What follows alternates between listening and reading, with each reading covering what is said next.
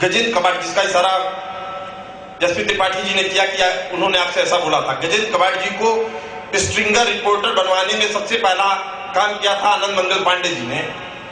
ये मानते हैं आप? अब उसके बाद बताइए, जब मैं भुवनेश्वर लैंड कर रहा हूं, उसके बाद मालूम चल रहा है कि कंपनी का एक भी आदमी वहां मौजूद नहीं है। सिंगल पर्सन मुझे एक ब्रीफ करने के लिए कि क्या मामला है, क्या केस है, कोई बताने के लिए नहीं तैयार। मैं क्या करता, मैनेजमेंट से पूछता, वो कहते बड़े मूर्ख आदमी है, तो मैं भेजे किस लिए थे? मैं उसी गजेंद्र कबाड़ को लेके आगे बढ़ा और आपको बता दूं कि आपके लिए सेशन कोर्ट से लेके हाई कोर्ट से लेके हर उस लेवल पे कोशिश की गई, इवन क्राइम ब्रांच की, जिसके लिए मुझे बताया गया कि कुछ पैसे मांगे जा रहे हैं, वो करोड़ों की बात की जा रही थी। बात हुई पुलिस की, ठीक है, मेरे आने से पहले पुलिस ने तमाम तरह की प्रॉब्लम्स क्रिएट की। एक FIR हुआ, दूसरा हुआ, तीसरा हुआ, तीसरे के बाद तो सब चौथा नहीं हुआ। पुलिस, JP यादव जी, आपसे पूछना चाहता हूं, मेरे आने के बाद क्या पुलिस ने कभी किसी को और को अरेस्ट किया, किसी को परेशान किया? गजेंद्र जी, आपने कहा था कि यहाँ क्या पुलिस आई थी, SSP क्या आप बैठे थे? आप ही SSP क्या सुपाल जी बैठे थे? आप भी बैठे थे सर। मैं अभी फील्ड के लोगों से पूछना चाहता हूं, SSP के घर पे आप बैठ के क्या आपको भरोसा इससे ज्यादा दिला सकता है कोई आदमी? SSP कहे कि मुझसे 2 बार मुख्यमंत्री ने कहा है, उसके बाद इससे ज्यादा क्या कोई मैं भरोसा दिला सकता हूं किसी को? SSP आपके मुंह पे बोल रहा है, आपको बैठा के चाय पिला रहा है, इससे ज्यादा क्या भरोसा दिला सकता हूं मैं? डरने की आदत है तो फिर वो गुसरन जी ने जो कहा कि अगर डरोगे तो कैसे घर से निकलोगे, और घर से निकलोगे तो करोगे क्या? इससे ज्यादा क्या भरोसा दिला सकता था मैं? आनंद मंगल पांडे जी के लिए मुझे दुख है कि उनको ये लगा कि मैं नहीं गया, लेकिन आपको मैं बता दूं, मुझे न परमिशन है न मैं जाता हूं। मैं तो अंदर हूं, मुझे पता नहीं था इसके बारे में। गजेंद्र कबाड़ जी को आपने रखा था, गजेंद्र कबाड़ जी के थ्रू ही, गजेंद्र कबाड़ के आपने ही रखा था, आपकी रिकमेंडेशन को उसको हटाया जा रहा, मैं आपको बता रहा हूँ। पर्सनली आया था मुझसे मिलने, मेरे कहने पे आया था आपसे मिलने। नहीं, उसने बोला पर्सनली आया था मिलने। मैं आपको बता रहा हूँ, मैं रिलेशन के कारण नहीं, उसने पूरा पैसा चार्ज करने की कोशिश की थी कंपनी से, और 2 का चार्ज किया था। वो सारी चीजें जानने के बाद भी कंपनी उससे फेवर लेने की कोशिश की, क्योंकि वही एकमात्र व्यक्ति बचा था जो उससे इंटरेक्ट करता। हाई कोर्ट में कटक में बात हो चुकी थी, कानपुर और कटक में अंतर क्या था? उसने मुझे मैसेज दिया कि आप आए, 4 दिन रुके और चले गए, कुछ नहीं किया आपने। उसने तो मुझे यही बताया, मैं तो अंदर था, मुझे पता नहीं। उसको इसलिए भी नहीं मालूम होगा क्योंकि मैंने वास्तव में उसको नहीं बताया था, और मैं उसके लिए बाउंड नहीं था कि मुझे क्या बताना है। मेरी रिपोर्टिंग सीधे MD सर को है, मैं उन्हीं को रिपोर्ट करता हूँ। मैं नहीं कह रहा हूँ कि वो अच्छा किया या बुरा किया, लेकिन ये था कि जितना मैंने कहा उतना उस समय तक किया उसने। नहीं, जो मेरा भी बेल हुआ, जब निकला हूँ, वो मेरा भाई कारण निकला हुआ, ऐसा कहीं भी किसी का सपोर्ट नहीं था।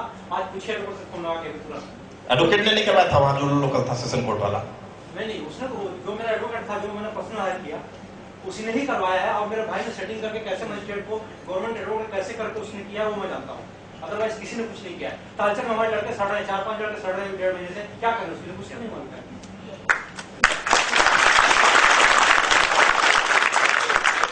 अब इसको आपकी सौजन्य से रखा गया था, मैं आपको बताना चाहता हूँ, आपके भाई साहब भी बोले होंगे, लेकिन जो सरकारी वकील को मैनेज करने की बात थी वो गजेंद्र कबाड़ ने मेरे कहने पे ही किया था। और आप एक बार आप कोऑर्डिनेट कर लीजिएगा। खैर, मैं दूसरी बात कर, बाकी जो कोऑर्डिनेशन है वो मुझसे होता है। मैं आपको बता दूं, पॉलिटिकल लेवल पे कंपनी पहले स्टेब्लिश नहीं थी। आज की डेट में सारे मुख्यमंत्री और सारी चीजें टॉप मैनेजमेंट के टच में है, उसके लिए तालियां।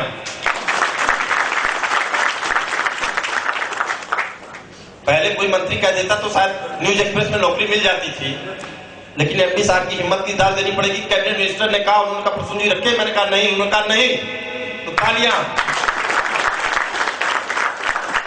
कैबिनेट मिनिस्टर ने कहा नौकरी दे दो, इन्होंने मुझसे पूछा कि दे, हम कहे नहीं, तो इन्होंने कहा नहीं। इतनी ताकत है आज न्यूज एक्सप्रेस के पास कि हम सरकार से भी टकराने की हिम्मत रख सकते हैं।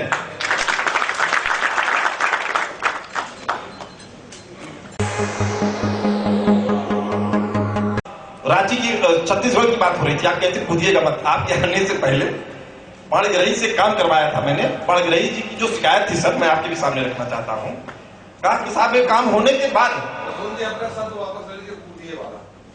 उसको विलोपित कर। हाँ, कूदे नहीं, उन्होंने कहा आप भी आए थे। तो उन्होंने कहा कि हेमंत पाणिग्राही ने कहा कि साहब ऐसा है कि वो मुझे बताया नहीं गया। क्यों एसपी त्रिपाठी जी? पूरा बताइए, पूरा। एसपी त्रिपाठी उन्होंने कहा है हेमंत पाणिग्राही ने कि साहब मुझे पूरे मामले को बताया नहीं गया था। कौन सा मामला, ये तो पूरा बताइए ना। रायपुर वाले ब्रांच को बंद करने का मामला हुआ था। कब? अभी बंद ही नहीं हुई रायपुर। रायपुर में एक बार पुलिस पहुंची थी रायपुर में। अरे 4 बार पहुंच चुकी है प्रसून जी, आपको मालूम नहीं है? वर्मा जी 4 बार पहुंच चुकी है, लेकिन संजय दीक्षित के हेमंत पाणिग्राही एक मिनट, संजय दीक्षित जी के ज्वाइन करने के बाद एडीजीपी का नाम भी कहिए तो बता दूं। एडीजीपी ने फोन किया क्राइम ब्रांच के एसपी को, उसके बाद में नहीं गई। वर्मा जी बताइए। वर्मा जी बता रहे हैं कि वो हेमंत पाणिग्राही भी एक बार सपोर्ट किए थे। अरे हेमंत पाणिग्राही जो रिपोर्टर है, साई प्रसाद का नमक खा के नहीं तो ले देखिए प्रसून जी, सॉरी, मैं कहना चाहता हूँ कि रायपुर में अभी तक जो भी प्रॉब्लम्स वगैरह आई हैं, स्पेशल रायपुर की अगर मैं बात कहूँ तो हेमंत पाणिग्राही जी यहाँ मौजूद नहीं है और एसपी त्रिपाठी जी तो खास उन्हें जानते हैं। जब भी हमें आवश्यकता उनकी पड़ी है तो जरूर उन्होंने रायपुर के लिए हमको मदद किया है, किसी भी प्रकार से उन्होंने हमें मना नहीं किया। एक मीडिया के लिए विजन देखा गया था कि मीडिया की इतनी धाक हो, वो एनडीटीवी आज तक जैसे मुकाम पे जाए, कैसे जाएगी। मैंने भी सोचा, एमडी साहब ने एक बात बोली थी मुझसे कि मीडिया को इस मुकाम पे ले जाना है, और उन्होंने एक बात और बोली मुझसे कि कंपनी कभी एब्स्ट्रैक्ट में नहीं बनती है, हवा में नहीं बनती है, वो आदमियों से बनती है। तो कंपनी में ऐसे लोगों को लाया जाए जिनका समाज से सरोकार हो, जिनकी सत्ता में दखल हो, जिनकी अपनी एक पहचान हो, और ऐसे ही लोगों को अब लाके कंपनी ऐसे ही लोगों को ले रही है, उनको अपने साथ जोड़ रही है। वो अपने कंपनी के साथ जुड़े रहना चाहते हैं, उसके साथ काम करना चाहते हैं, उसके सुख दुख में हर समय खड़े रहना चाहते हैं। और ऐसे लोगों की तादाद कम नहीं, बहुत ज्यादा है। जैसा एसपी त्रिपाठी जी ने बताया कि एक आदमी जिससे उन्होंने कभी बोला था मदद के लिए, वो आज इनसे नौकरी मांग रहा है। ऐसे लोगों की तमाम तादाद है। और आज मीडिया के कारण एक बड़ा सपोर्ट आप लोगों को मिल रहा है कि नहीं?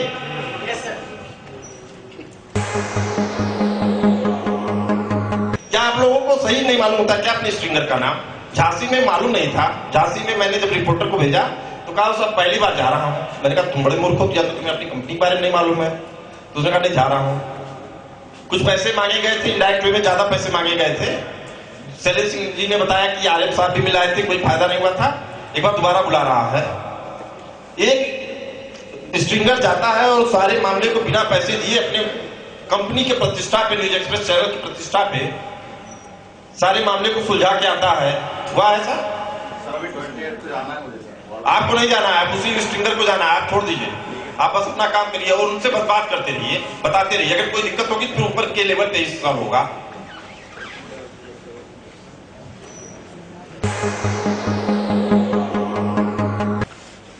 कानपुर में साईं प्रकाश के खिलाफ एक केस दर्ज होता है। उनके मालिक आते हैं, उनको पुलिस पकड़ती है। मुझे जो एसएसपी के जरिए मालूम चला, यशस्वी यादव नाम है उनका, उनके जरिए मालूम चला कि आपकी कंपनी के लोगों ने ही कहा कि अगर कुछ आप करेंगे तो कुछ मिलेगा। वो आंकड़ा आप लोग जानते हैं कितना था? बता दो सर, 5 करोड़। 5 करोड़ केवल सरकार से मिलता है चुनाव में, यानी पूरे प्रदेश की जो सत्ता बागडोर संभालने वाली होती है वो मीडिया को मैनेज करने के लिए 5 करोड़ रुपए मैक्सिमम देती है। उतना हमसे मांगा जा रहा था एक एसएसपी को। आपको लगता है देना चाहिए था? आपको लगता है एसएसपी ने इतना मांगा होगा? उसके बाद एमडी साहब ने चैनल हेड को बोला कि आप इस मामले को देखिए। एक कम अनुभवी व्यक्ति को भेजा गया वहां, जो कि एमडी साहब की बिना जानकारी में गया। अब आप बता रहे थे कि जो रिपोर्टर का संबंध नहीं होता है जेडएम से या रीजनल मैनेजर से, उसका नुकसान क्या होता है। शुरू हो गई टेंशन, इसको काम करने ही नहीं देना है। वो रुक कहां रहा है, वो जा कहां रहा है, मिल किससे रहा है, उसको भी प्रॉब्लम फेस करनी पड़ी। उसके बाद उसको लगा कि किसी भी तरीके से मैनेजमेंट का दबाव था, किसी भी कीमत पे कितना भी पैसा खर्च हो जाए उसको तुरंत बाहर निकालो। पैसे अंधाधुंध बांटे गए, लेकिन रिजल्ट नहीं आया। कानपुर वाले मामले को स्पेशली नहीं टेकल किया गया, तो ऐसा ना हो जाए मंत्रालय की जगह ये जिले स्तर पे दिक्कत आनी शुरू हो जाए। जिसका डर था, अंदेशा था, वही हुआ भी। एसपी त्रिपाठी जी इस बात के गवाह है कि एमपी साहब ने इस मामले को संभालने के लिए, वहां के ब्यूरो चीफ राजकुमार जी का नाम था, उन्होंने खुद रिक्वेस्ट की, उन्होंने मदद नहीं की। कर सकते थे, इच्छा नहीं थी। इच्छा क्यों नहीं थी? क्योंकि वो करना ही नहीं चाहते थे। एक तरीके से मौत तंत्र में फंसे थे, मुझे क्या मतलब है। ऐसे लोगों को सर दंडित करना। उसके बाद मुझे पहली बार बताया गया, जब मुझे पहली बार बताया गया इस केस में, तब तक केस की डेट लग चुकी थी 22 मई। सर सही कह रहा हूं? 22 मई लगी थी डेट हाई कोर्ट में। होली की छुट्टी थी, उसमें तमाम तरह की कोशिशें इस तरीके से की गई कि कोर्ट में केस पहले ही सुनवाई हो जाए। जब पहले सुनवाई की बात हुई, कुछ कोशिशों से ऊपर के लेवल से कोशिश करके मैनेज किया गया किसी तरीके से, तो बार काउंसिल में हल्ला मचाया गया, जिसको सबको बताया गया था कि उसने कहा कि पैसे लेके पहले सुनवाई हो रही है। 600 केस होली के समय में पेंडिंग है, वो पहले कैसे सुनवाई हो सकती है? जिस जज साहब के यहाँ सुनवाई थी, उन्होंने कैंसिल कर दिया। 9 बजे बुलाया वकील को, 10 बजे पहला काम कहा कि पहला काम करना, ये केस वापस लेना, कोई सुनवाई नहीं होगी, 22 मई की होगी। फिर उसने कहा कि अच्छा ठीक है 14 को मैंने कहा कि आप निश्चिंत रहिए, मैं 14 को वकील हमारा वो है, ऊपर के लेवल पे बात हो गई है। किस लेवल पे बात हुई है गजेंद्र जी आपको मालूम है?